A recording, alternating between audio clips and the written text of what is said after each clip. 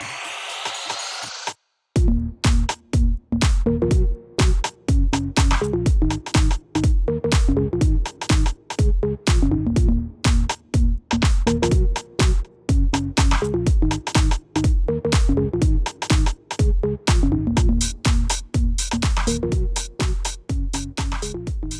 my name is Shannon McCluskey. I'm a marketing manager at SurveyMonkey.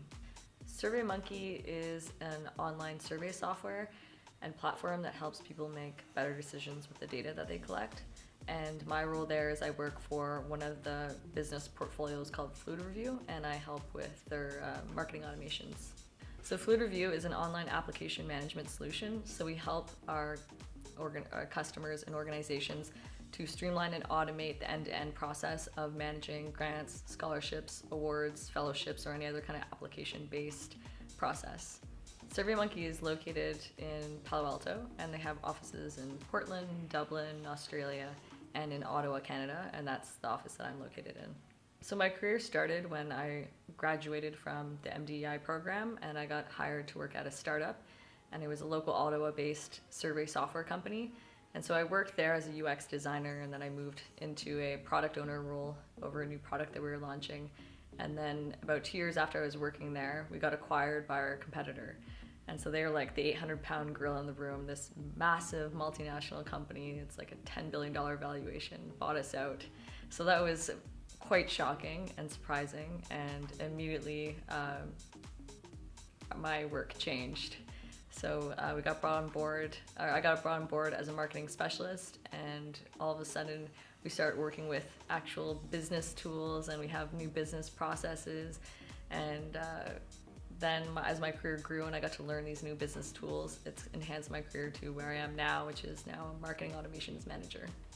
So my role right now, we kind of operate as a startup within a larger company within SurveyMonkey, because we're only 80 people. So it's still, my role is kind of jack of all trades, but I've kind of narrowed my focus in the marketing field, working with marketing automations tools. We work with Marketo and Salesforce.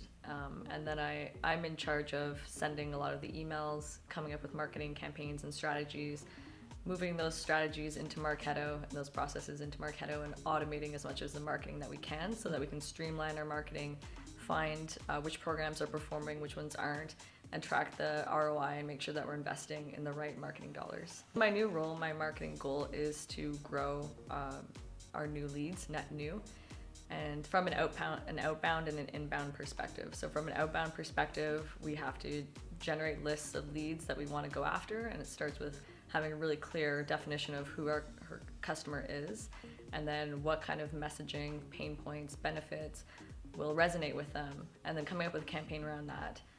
And then from an inbound perspective, we have to kind of think of, all right, what kind of marketing collateral is our target audience going to find really exciting and want to kind of come into our funnel, our sales funnel through. So our product can be used by anyone globally, and we have customers globally for the Fluidreview product. For SurveyMonkey, they're a global brand for sure, and they have global marketing teams. But for Fluidreview specifically, we focus our efforts on North America, so Canada and United States primarily, just because it's a very big market that we haven't fully penetrated yet. So we want to kind of focus our efforts there first. And our primary target audience right now that we're going after is we're looking at nonprofit and the education space. So our product is a B2B company, so business to business, and that means we have to kind of go about it a slightly different way of trying to find our target audience. So one way is through professional associations and trade shows that have our target audience attending it. So we're looking for like program directors at XY Foundation or at XY University. So that has been one way that has been quite successful in locating who the right people are to talk to. And then from there, we would develop a campaign, either we'd design a trade show booth, come up with some collateral, incorporate social media so that we can start getting people excited about what we're going to be doing at an event, for example. And then making sure that we have great follow-ups to the people that we actually connect with. So for the people who engage and want a demo of our product right away, then we pass them off to sales. And for people who aren't quite ready yet, then we need to have the right kind of nurturing campaigns set up. So emails, marketing collateral, like case studies and webinars ready for them so that they can be moved down our sales funnel. So the sales funnel is interesting because there's so many components and like caveats in it.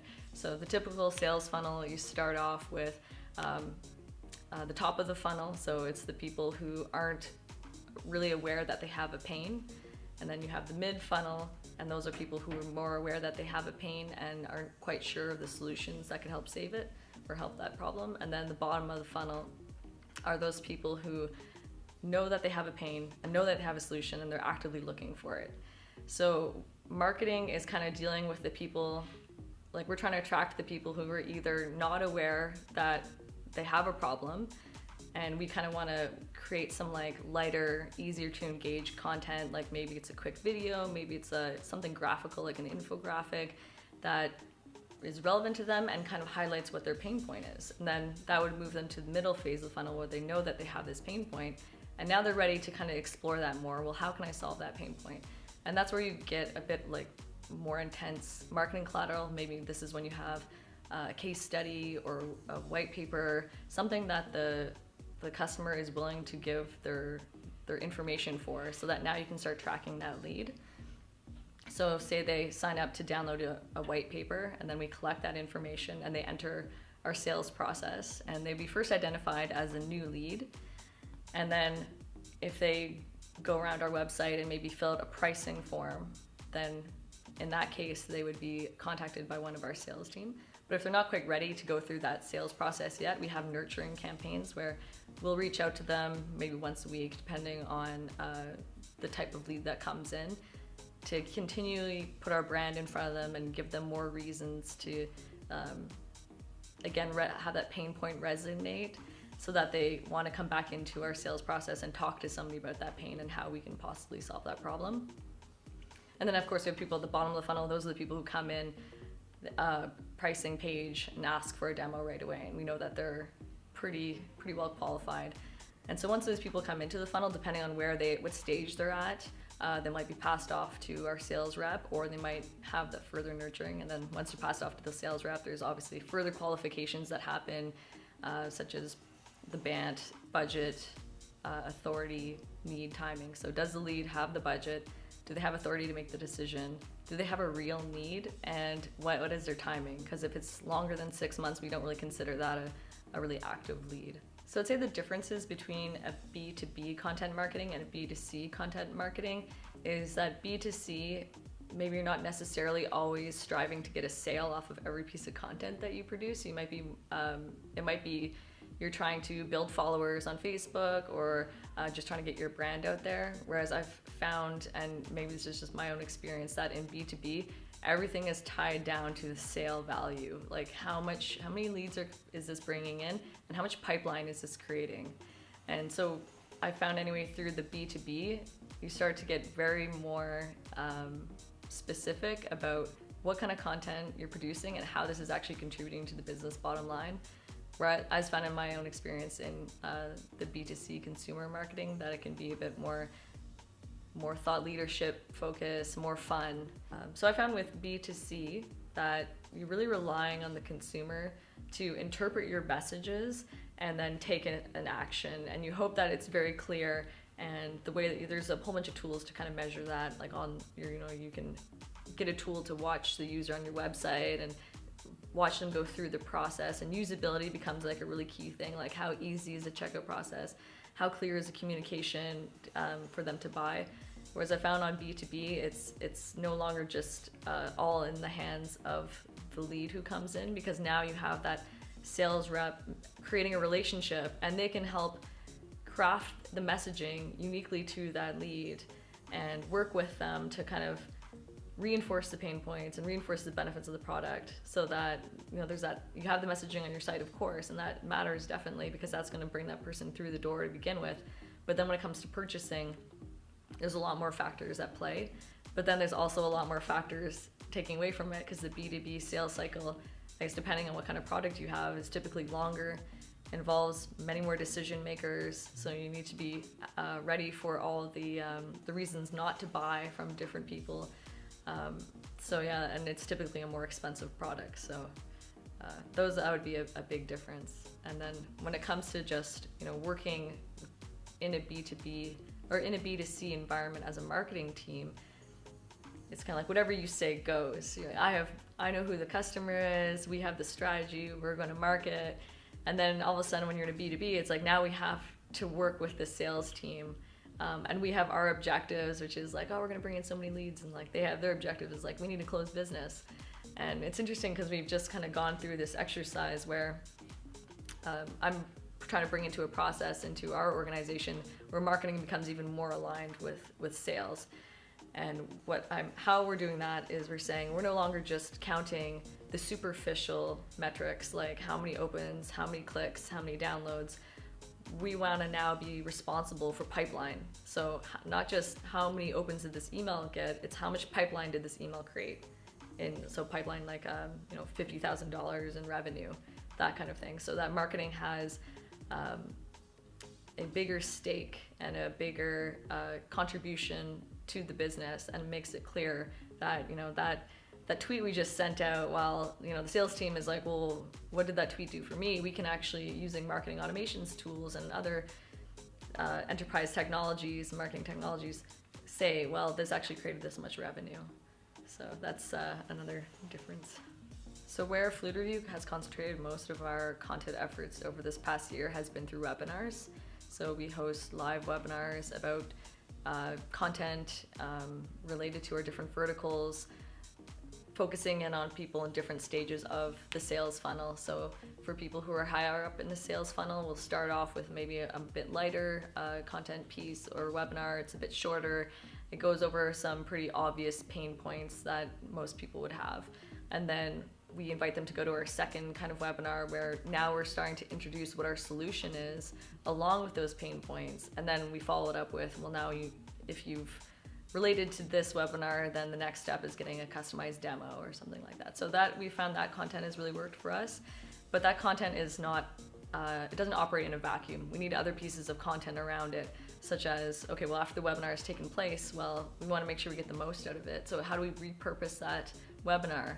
So we look at different ways to distribute it, whether we wrap it up into a blog post and then share it with different associations who our target audience are a part of, and then promoting it on our website, promoting it on social media, different channels, and then also to the attendees or non-attendees who come to our webinar, we need to continue the conversation by producing more content and sending it to them to nurture them through that sales funnel. So following up with case studies that were relevant to the pain points that we showed, or sharing a white paper that really drills down on one of the solution aspects that we talked about in the webinar. So how we promote our webinar is we use our own existing database, so people who have come in but haven't engaged with a sales rep. So that's one aspect of our webinars, or the target audience for these webinars. The second one is because we do have the SurveyMonkey brand, we tap into their user base as well. So they have a profile of different users. If they match our target audience, we ask SurveyMonkey to send an email out on our behalf and invite them to our webinar. We do webinars with different associations that we know our target audience is part of. We do it after you attend trade shows, you typically get the list of all the attendees, so we'll host webinars for them as well. And then we've promoted on LinkedIn as well. So how we decide to package and turn into promotional pieces, we lock our webinar content. So we'll make available the content kind of describing what the webinar is about and a couple of pain points, like a teaser text, and then we'll have the webinar that you have to enter in your information for to actually watch, so an on-demand webinar. So that's when we are repurposing it and sharing it, it's not like we're kind of giving everything away for free. We're still capturing valuable leads from that. And typically when we're designing the landing page for that webinar, for the webinar replay or on-demand webinar, we'll also put a form to sign up for our product and talk to one of our sales reps. So that way, people who just watch a webinar, they might just be interested in the content, not necessarily ready to buy. So we need to kind of have two avenues, like the ones who are super eager to talk to someone and the ones who need further nurturing, and then make sure that we have content for those people so that they would go through either one of those different processes. So in marketing, now more than ever, and not just in B2B, but in B2C as well, metrics are becoming super important. And the challenge with metrics that I've found anyway is that they're always slightly different. They're never, if you're using multiple tools, which most people are, so maybe you're using Google Analytics, but then you're also using Optimizely, and then you have Salesforce account, and in our case we're using Marketo. The data never perfectly coincides. So there's always like a slight, like, oh, this one's showing 3 conversions and that one's showing 2, and then you have to kind of dive in. So there's always that to take into consideration.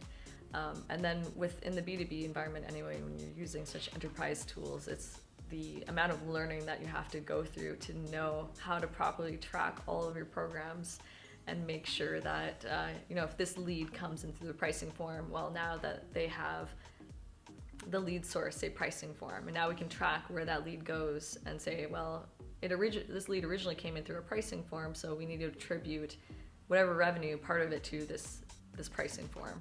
It starts to get complex when the lead starts doing multiple things, or periods of time elapse. So, maybe this lead originally came in through here and it's been 2 years and now they came in through a different source. Well, now how can we tell which marketing piece to really account for the success of that lead converting to a customer? And then you blow that up and you say, okay, if you're a multinational company and you're dealing with sharing leads and metrics now, that makes it even a little bit more confusing, because we're part of the SurveyMonkey family now. They're huge, and now we see lead metrics and activity from, say, like 10 years ago they were engaging with SurveyMonkey, now they're engaging with us, and all of that kind of gets pretty big and messy. So you need the right tools. It helps before a campaign is even launched to think about what metrics you need and to prepare for that and say, well, we want to make sure that we're tracking this lead source so that in like a year or 2 years from now, we know exactly where these leads came from and we can attribute, because if you have a longer buying cycle like we do, then we are tracking over a longer period of time. So making sure that we have at the initial outset of the campaign, everything that we need to know and are tracking so that we can be successful and make decisions later. So 2 key trends that I see in my side of the marketing world, which is in B2B right now and in marketing automations. The first one is account-based marketing. So again, this is just how marketing and sales get super aligned, and it's marketing and sales getting aligned over a possible account or an organization, for example. So sales would say, this is who we think a target audience is, and marketing says, yes, we agree. And then we'd say, here's 5 to 10 organizations that we think really fit that profile. We want them as customers. There are white whales. These are the customers we want to go after. And then from there, you kind of figure out who in the organization you need to talk to, and then you just start developing the collateral that you think will resonate with them.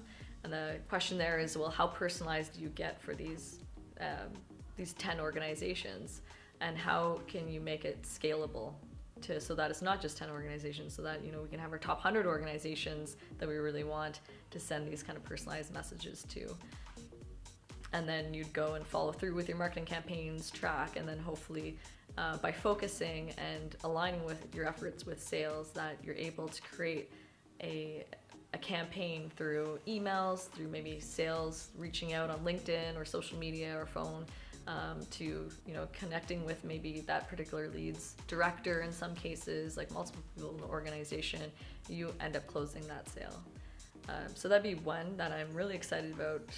We haven't tried it personally yet, but we have some campaigns that are launching soon, so I hope it goes well.